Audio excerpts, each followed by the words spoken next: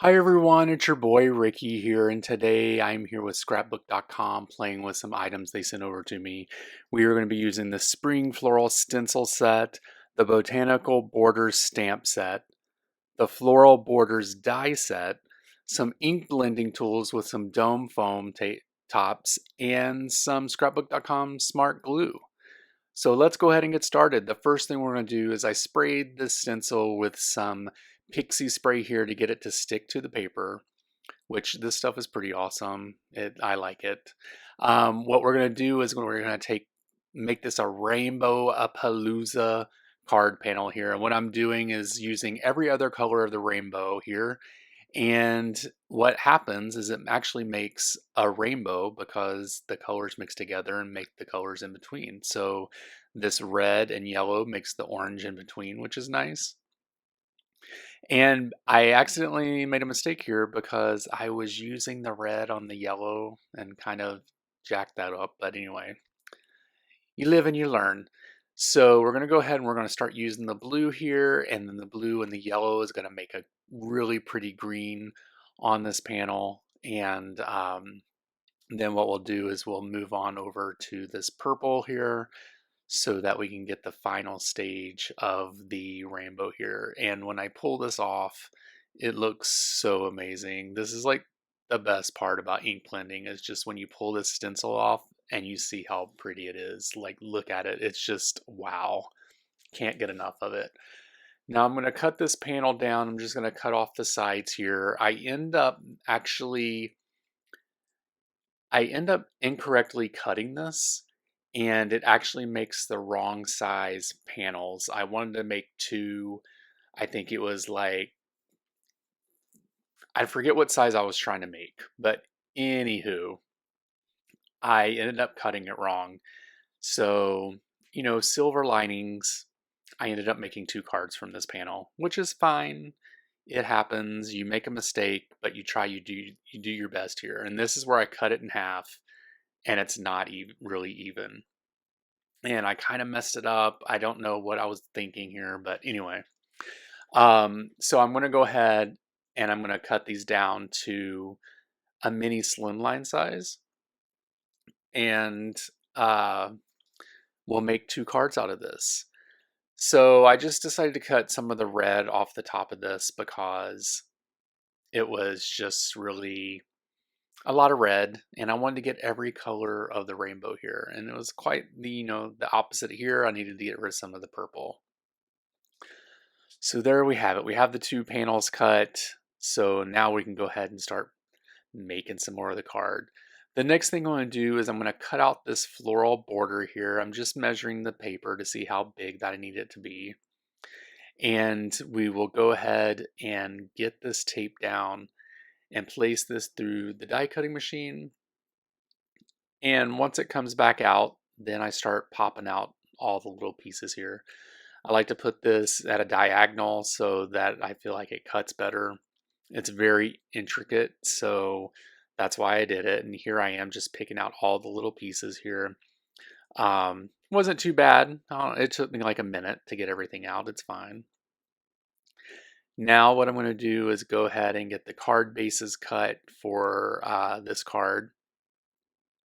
And actually, I think when I started this video, as I was recording it, I don't think I realized I was going to be making two cards because I didn't do the card bases together. I actually did them separate. But we're going to take this card stock here, this card base, and we're going to score it down the middle. And we will take this, we will fold it, and we will use a bone folder to get the best crease in the whole wide world, because you need a really good crease on your card. You want to make sure it stays closed. One mistake that I always do is I maybe don't crease it enough, so then when I go to put the panel on it, it's like crooked and all jacked up. But anyway, so what I'm going to do is I'm going to use this floral border here, and I'm going to put this along the side of the card. And I'm going to use some of this scrapbook.com smart glue here and just put several dots all along the border here so that it will stick to the card panel. Once I have that down, I will place that down here onto the card base.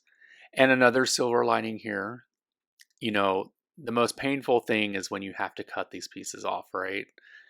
But later on in the video, you're going to see something that is kind of a miracle, you guys. I don't know if it's a miracle. I mean, you know, it didn't save anybody. It just saved some paper. But anyway, here I am just fussing around with this, making sure that everything's sticking, everything's in the right spot, all the good things here. And now I'm just making sure that this looks good on the card base here. And I decided to actually do a matte for this card because I was like, too much white on white. I need there to be a separation of the card here. So we'll go ahead and get this matte glued down. This is just some black cardstock that I had in my stash here. And we'll place that onto the card base. The card base is Nina Solar White 110-pound classic crest paper. It's a lot of words for paper, you guys.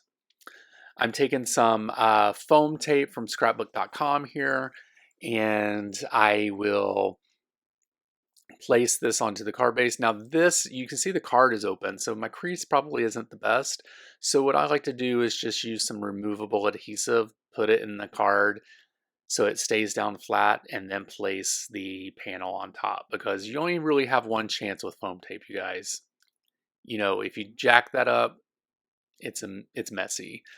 I am going to use the Floral Borders sentiment dice or sentiment stamp set here to go ahead and get a sentiment placed onto the card, but my camera ran out of juice, so you won't see this card until the very end. So you'll see me place it into my Missy. I'm getting ready to start stamping, and then my camera dies. So we'll just move on to the next card.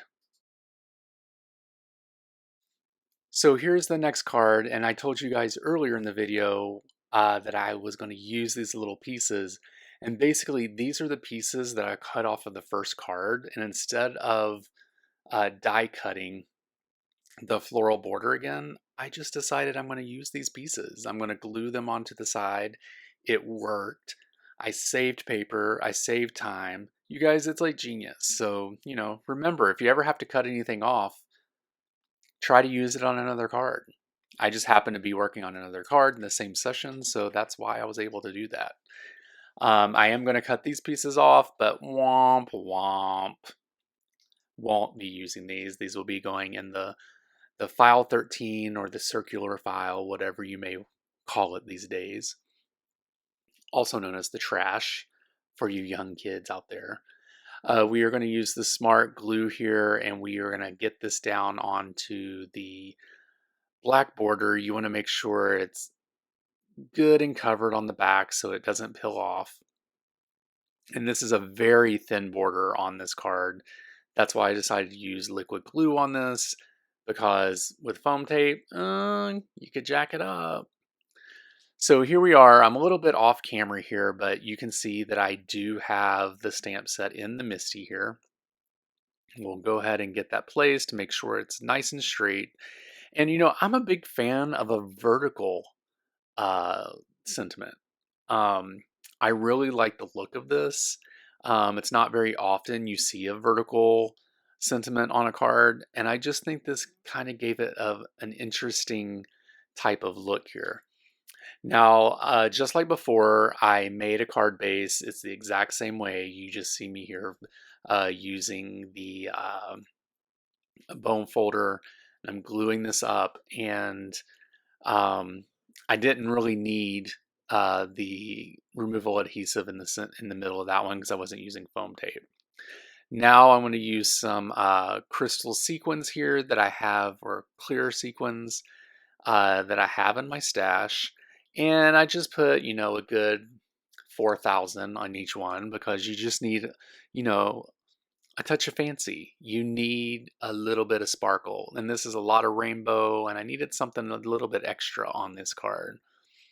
And here I am on the second one. I am going, you know, going hog crazy on putting these little clear sentiment or clear sequins on this card. And I'm just using like a pickup tool that I have here in my stash.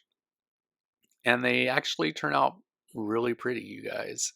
I love a mini slimline card. I think they're great. You can put a lot of stuff on a card without having to do a lot of work.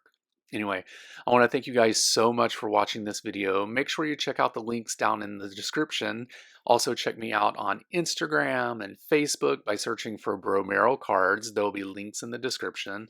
And there you are. Those are the cards. So you guys have a great week. I'll talk to you later, and thank you very much, scrapbook.com.